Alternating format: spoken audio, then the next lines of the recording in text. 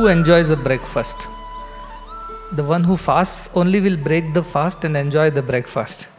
Suppose who has never fasted, been eating morning, afternoon, evening and everything in between. Madhye, madhye, achamanam samarpayami, one by one. Such people will not enjoy the breakfast. Who enjoys? The one who is hungry enjoys the food. The one whose stomach is always full because they are always eating some garbage or the other. Where will they enjoy freshly cooked, made food? Likewise, this adhyatma is not for those who are always engaged in their worldly thoughts, worldly activities. Adhyatma is for those who keep themselves hungry so that they can enjoy divinity, enjoy God. Ultimately, whatever experience we have in our lives, it's through the same mind. We have learned that already. Through mind we perceive this world. Through mind we perceive our own selves as Jivatma, and the same mind, when it is merged into the cosmic mind of God, we perceive the Paramatma. The same mind helps us experience all Jagat, Jiva, Ishvara and Paramatman. Like the same mouth is needed to eat the freshly cooked healthy breakfast or some junk out of one chips packet, both have to use the same mouth. Mouth is not different, but the experience later will be different. Freshly cooked, healthy, nutritious food if you eat, you have a healthy experience, you feel good. Other badalu, instead of that, you eat chips and chocolates. They eat something, they experience something, and because of them everybody has to experience. This is the samashti tattva. Vyashti is the individual, samashti is the society. So as is one person, that affects the society around. Therefore, you have to behave well, not because of your own sake. Because whatever you do, it will have a multiplier effect and an impact on everybody who is around you, even far away also. Whoever comes in your contact or whoever learns from you, who is working with you, all of them get affected by what you think, what you say or what you do. This is the principle of society. Till every human being transforms from within as a better human being, as a spiritual human being, there is no hope for the world. If not today, something else tomorrow. If not tomorrow, something else day after. It will keep happening. Wars will happen, calamities will happen, all kinds of inhuman activities will happen. And this will go on forever till when? Till every person realizes that he or she is divine and therefore will develop a new attitude, a new perspective, a new disposition in life. Therefore I say, as is your drishti, so is the srishti.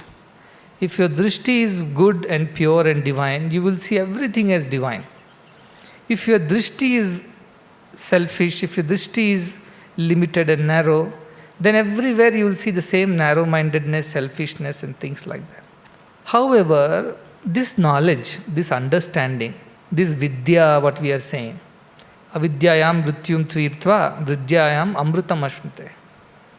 The one who learns the avidya apara mrityum tirtha means he will go till the death and cross. In the sense, he will live a long life because he has got money, wealth, all the requirements are fulfilled. But beyond that, what? Vidya alone can take you further. Amrutattvam. The amrutattva, the immortality comes from vidya. Avidya will help you only to the extent of fulfilling your belly and then taking care of your people and leading a long life, enjoying all the senses, or running behind the desires, fulfilling them, and sometimes getting upset, sometimes becoming happy. This is the way of the avidya. So avidyayam mrityum tirtva means he will go till the death, that's it with mrityu, and cross the death. Whereas vidyayam amrutatvam ashnute. Amrutatva will come only when we are enjoying this vidya. Now how many people know this vidya, this Brahma vidya, this Atma vidya, not just theory, but as complete understanding, experiential ಅನುಭವದಿಂದ ಎಷ್ಟು ಜನಕ್ಕೆ ಅದು ಗೊತ್ತಾಗಿದೆ ವಿದ್ಯಾ ಅಂದರೆ ಈ ಆತ್ಮತತ್ವದ ಬಗ್ಗೆ. So idea is that all kinds of satsanga happen in all places by all people. But does it really teach you Brahma Vidya, this Atma Vidya? Nayamatma pravachanena labhya, na medhaya na bahuna shrutena. It's not possible. Yamai vesha vrunute, the one who really wants this and this alone. He is the person of the Shreyo Marga. Shreyo hi preyaso vrinite. Whereas the dull one, the dull-witted one, wants only the worldly knowledge. Why? The word used is yoga, kshema. Yoga means all that you desire for. And kshema means once you have achieved that, you want to preserve that. I should not lose. Now we have, in some birth, we have desired for a human body. We have received a human body. Now all our effort is to preserve this human body, save this human body, and make it happy and appease the senses and make it enjoy everything from food to relationships, everything. We keep running behind the same desires every time. Every time we are born, we want to study. After studying, we want to get a job. After getting a job, we want to earn money. After money, marriage. After marriage, children. After children, their marriage. Then their children, and it goes on. And this is not the first time. We have come so many times, so many ways. Man, woman, animal, birds, even plants, trees, and God only knows which all insects. In all possible ways we have come, and every time we have run behind these ideas only. Ahara nidra bhayamaitunam cha samanyametat pashubin naranam. We only want ahara, nidra, bhaya and maituna.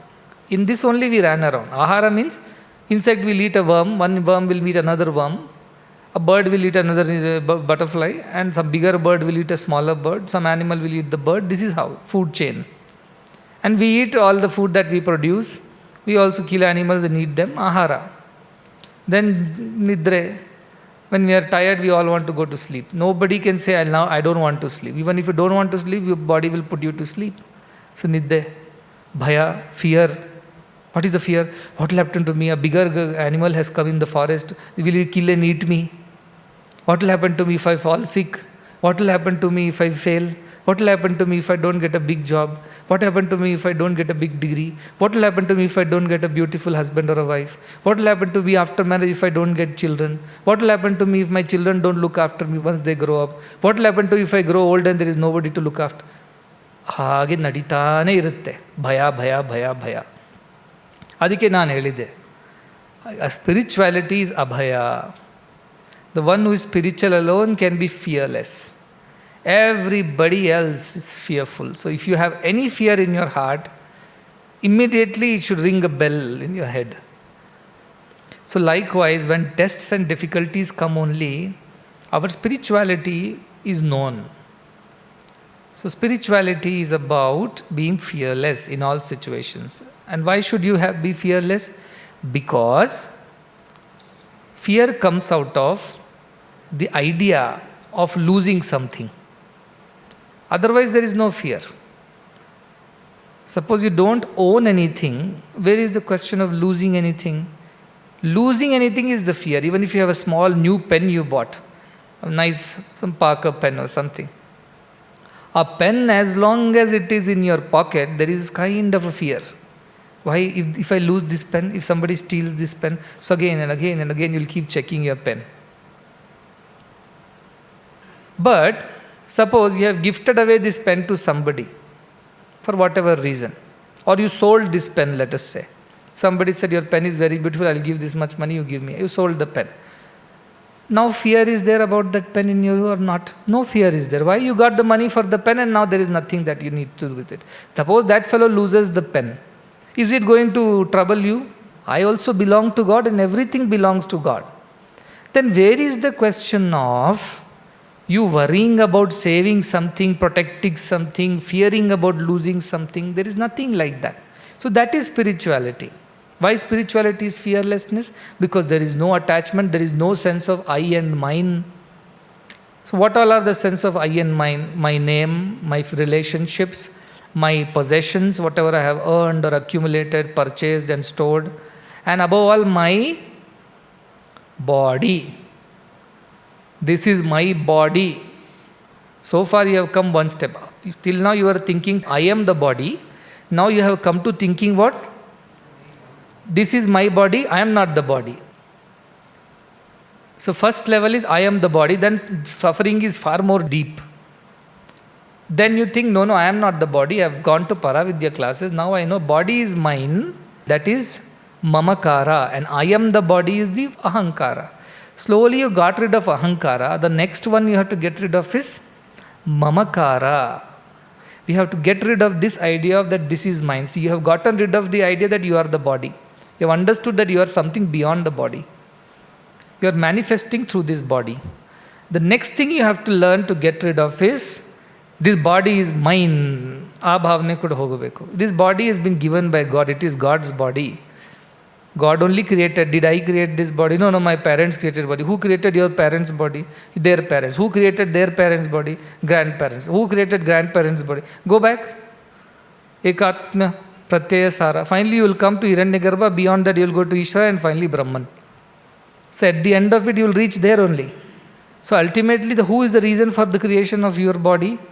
That Brahman. So whom does this body belong to? It belongs to Brahman. So what is my problem? My problem is that I think it belongs to me. That is my problem. And therefore I suffer. Gautam Buddha told his disciples, go to such and such village.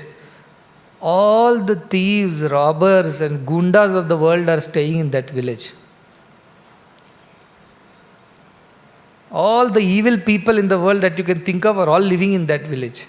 So that village people need some bodha, some jnana, some upadesha. So he told his disciples, I am giving you assignment, go to that village where all the gundas are living and teach them some buddhi. And all these Shishyas said, Buddha, you are sending us to that village. So he said, what will happen? Go teach them. They need the teaching because only they have to change. So go teach them. Then these disciples said, what if they scold us and call us by bad names? Then Buddha said, then think that they are only shouting at you, scolding you, they are not beating you. Buddha, if they start beating us, what shall we do? Then Buddha said, if they are beating you, then you think good that they are only beating you, they have not killed you. Buddha, what if they kill us? Then Buddha said, if you are so afraid of your body and you still think you are just this body, then you are no fit for giving upadesha. You have not learnt anything from me.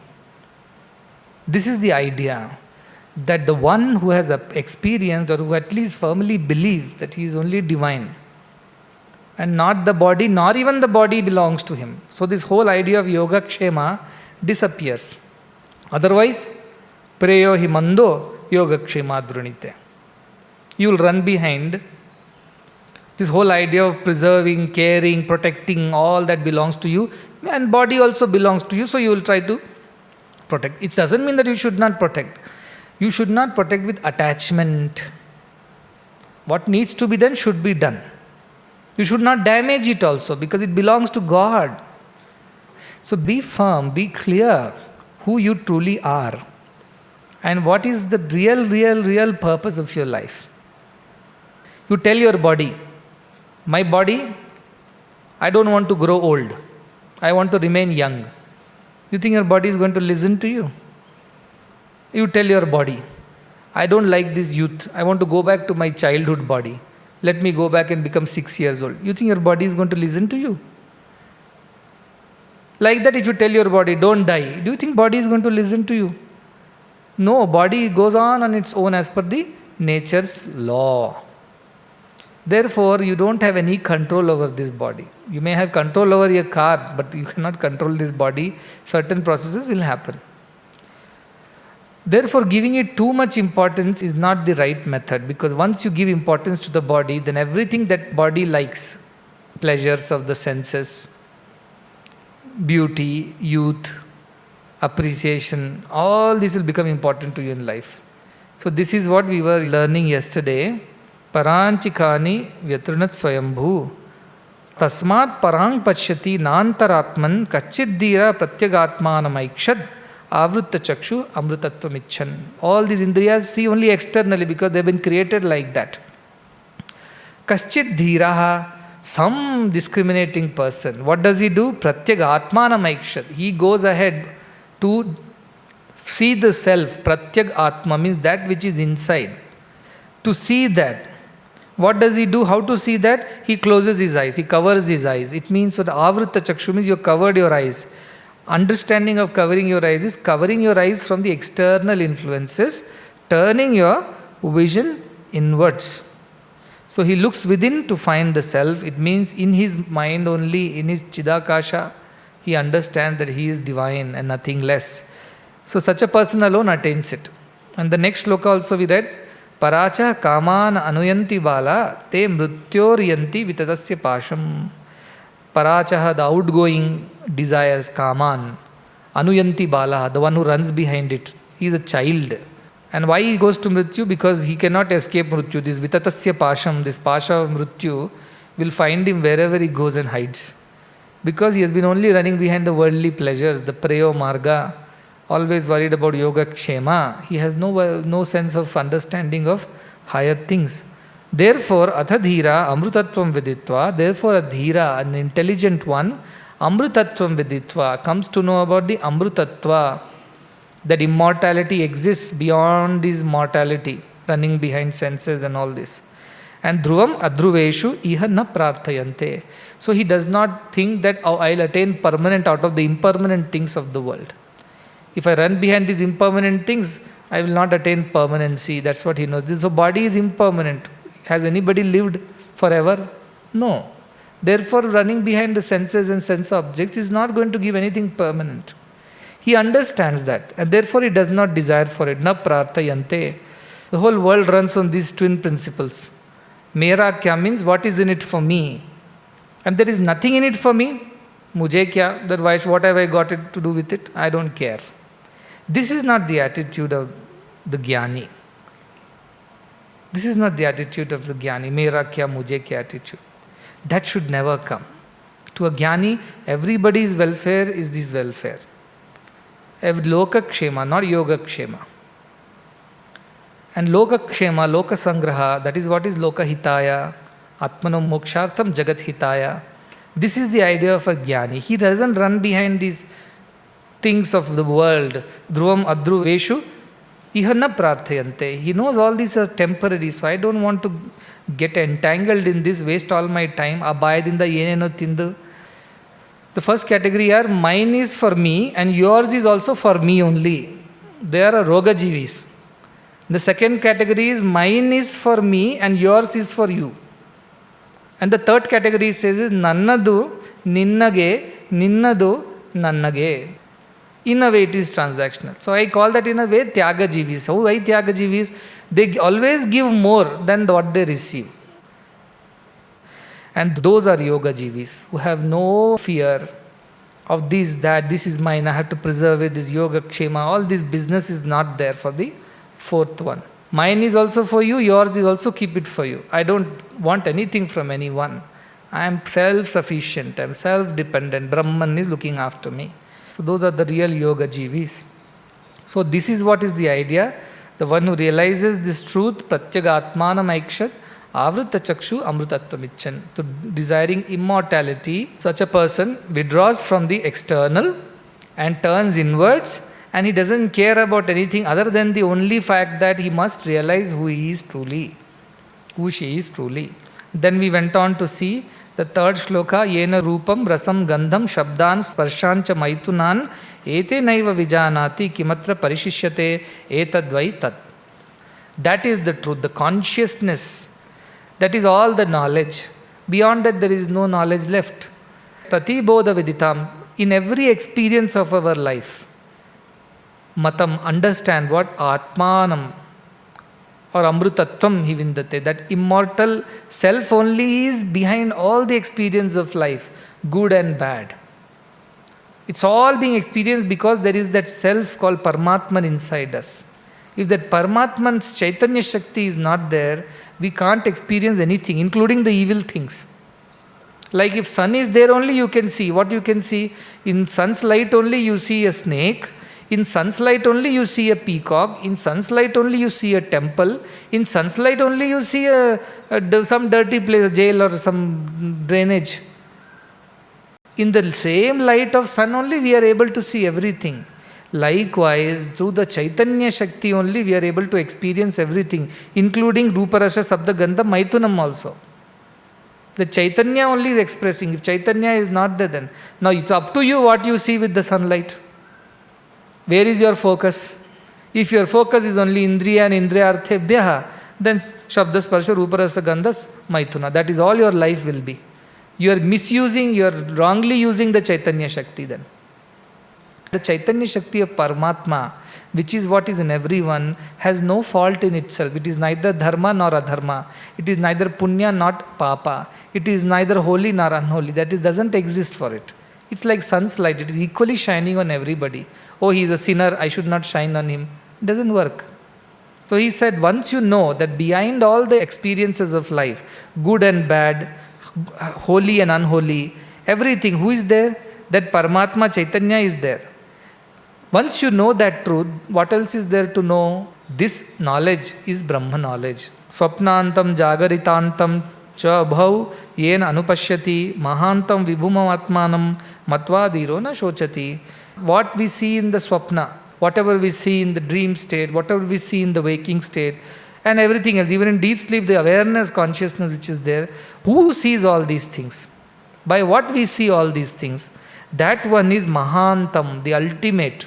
Beyond that, nothing is there. Sakashtha, Saparangati, we read last time. Purusham. The ultimate Brahman only is the reason for all this. Vibhum Atmanam, it is in everyone. Vibhum means everywhere. Ella kade iddanavaru. Because in everything the same Brahman is there. I am that Brahman. Everything is that Brahman. Therefore, there is no fear at all. Such a person will never shochati, never comes to any sorrow. Nothing stays forever in this. You may think, no, in dream it was a 2-minute dream. Actually, this also is a dream only. You think 100 years you have lived. But think of the life of the earth and think of the life of the universe. In that, what is your life? 70-year, 80-year life, what is it? Is it not like a dream which just came and went? So there is no point in running behind Ashashvata. That is the idea in this. Nevertheless, the one who realizes this truth that everything is Ashashvata, such a person who sees everything from the eyes of Brahman, that person never comes to any sorrow because he knows the truth. Whatever he saw in the dream, all that is temporary and not true. Whatever he sees in the waking state, it is also a temporary thing and not true. Therefore, I don't get attached to anything, anyone, and so I don't come to any sorrow. All attachments only lead to sorrow. So therefore, don't develop any attachment to anything or anyone. Just say everything is Brahman, everything belongs to Brahman. What about your children? They also belong to God. You may think it just happened and you brought them. It is all foolishness. It's all foolishness. That is not true. Somebody else is doing all these things through you without you realizing it. Child sits on father's lap, catches the scooter handle and thinks he is running the scooter. Or turns the steering of the car and thinks he is driving the car. And feels so happy. You see the pride of that. And all the people in the world clap. Oh, Ventachanda. And the child thinks, really I am doing it. Because everybody is saying that you are the father, you are the mother. Oh, I am the father, I am the mother. That's it. No. That Chaitanya Shakti which keeps you alive, which makes you capable of becoming a father and mother, that Chaitanya Shakti alone owns everything. You don't own anything. That is the idea.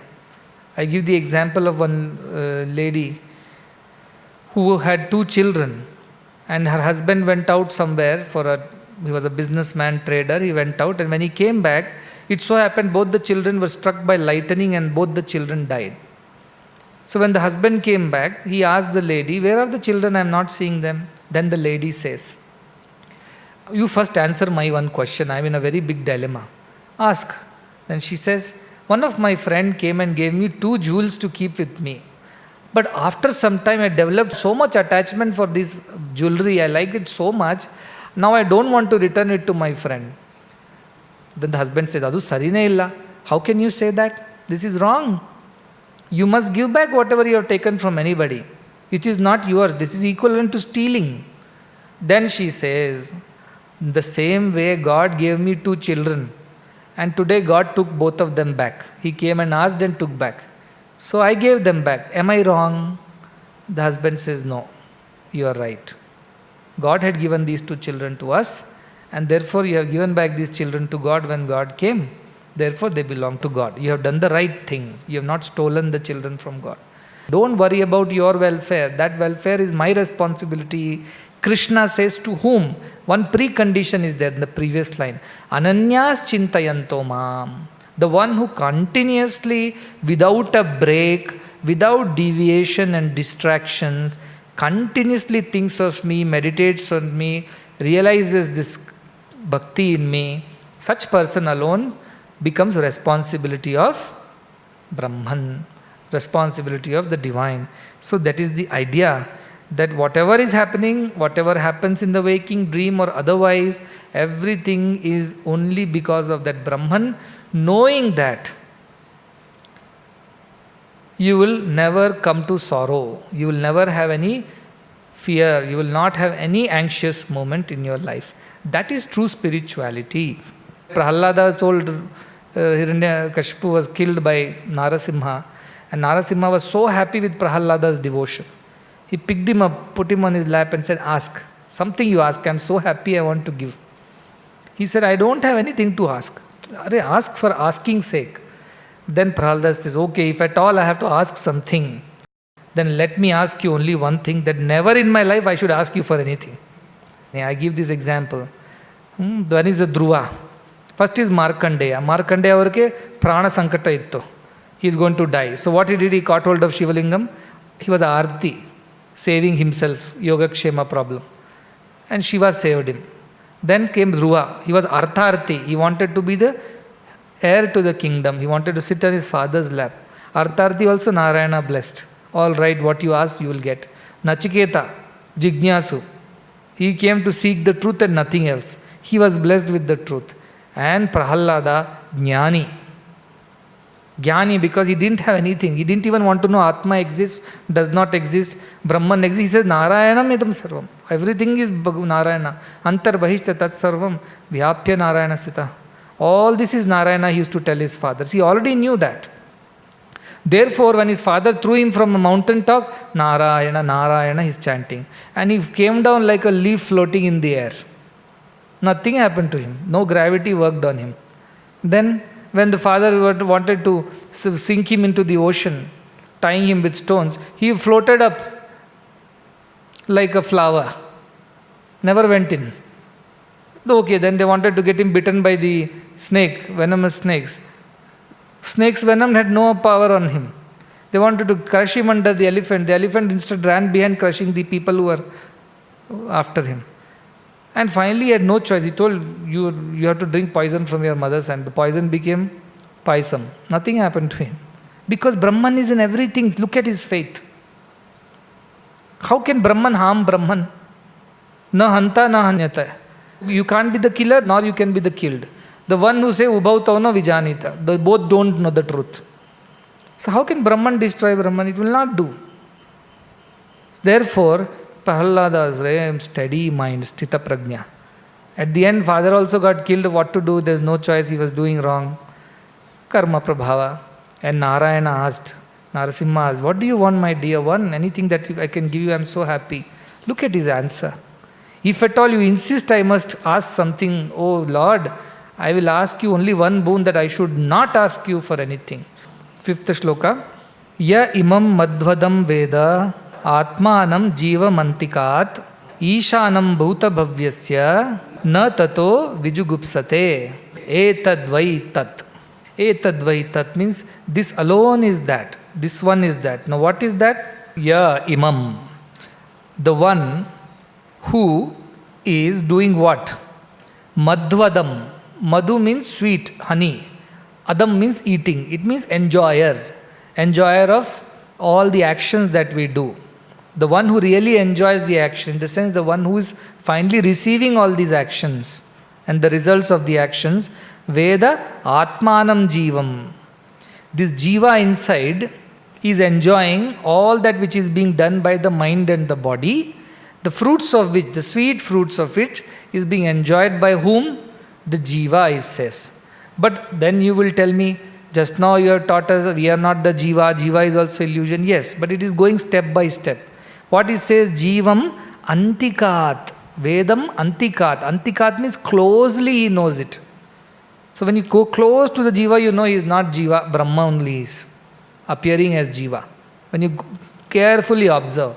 Otherwise, we think we are enjoying this thing. No, everything is being experienced by the Jivatma which is inside. Remember, Atmanam Ratinam Viddhi, Sariram Ratamevatu.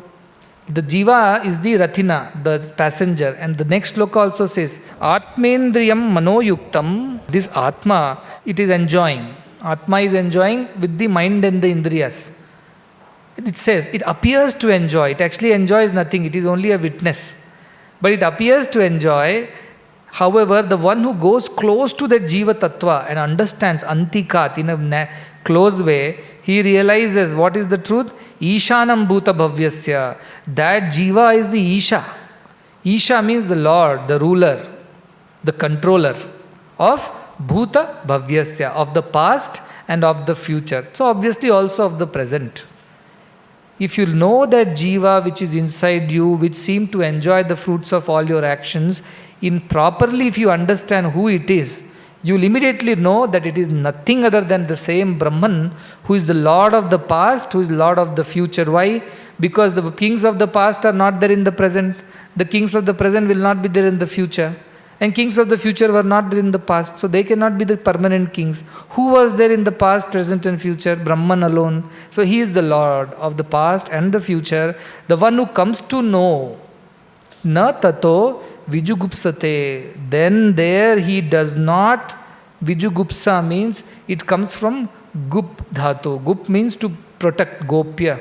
To protect something, to hide something. To safeguard something. Such a person will never develop this idea who knows that Brahman is the Lord of the past and the future. So why do I need to save or preserve or fight to, hide something from someone? Vijugupsa, very important word. There is a beautiful story of Janaka.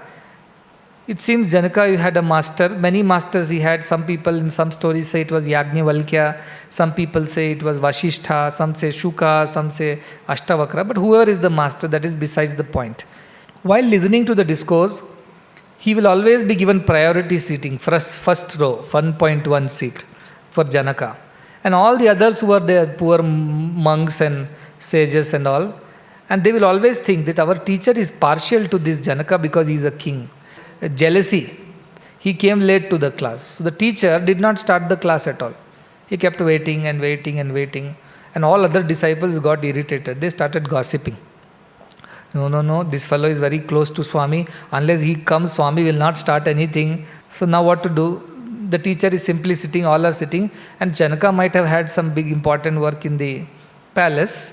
So he came late. He came and sat at the feet of the Guru. And then the Guru started the class. Then all the disciples who were gossiping, Guru understood their mind.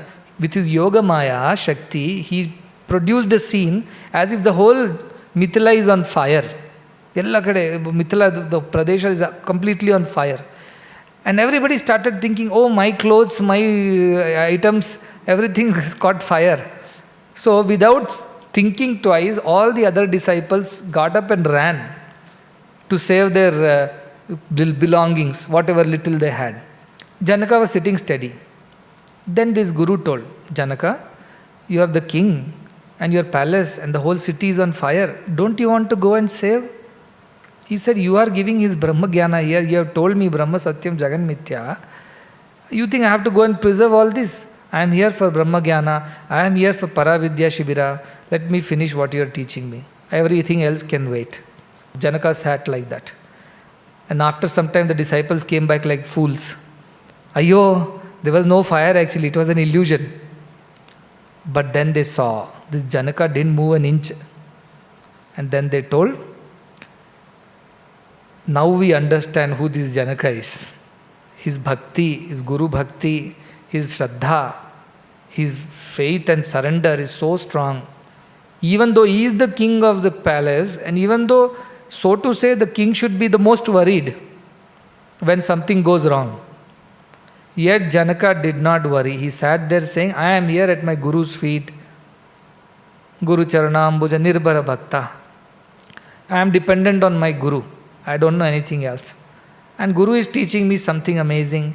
Leaving that, you think I'll run behind those illusions. Whatever happens, happens. You teach me. Where are other disciples? Janaka had a lot of wealth to preserve. Other disciples had only some torn pieces of loin clothes here and there. For the sake of preserving those pieces of cloth, they ran. And he, with all the silk and all the jewelry and all the wealth, didn't move an inch. See, that is bhakti. Tato na vijugupsate.